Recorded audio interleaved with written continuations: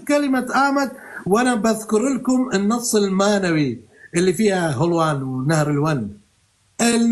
النص اسمه آمدشن فريشتك بالشهران.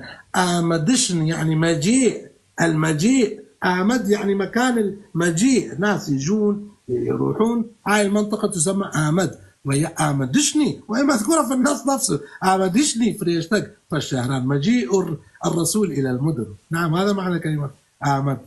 كلمة معنوية پهلوية كردية؟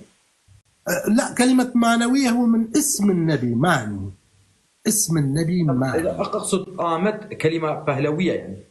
هيك ما قلت لك يا بالنص اسمه آمدشن. آمد يعني جاء. كانوا يقولون بصيغتين في اللغة البهلوية، أحيانا يقولون أهاد يعني جاء، ويقولون آمد يعني جاء، ويقولون مد أيضا بشكل مختصر. احنا نستخدم كلمة هات من كلمة أهات البهلوية، والجوران يستخدمون كلمة آماي من كلمة آمد يعني جاء.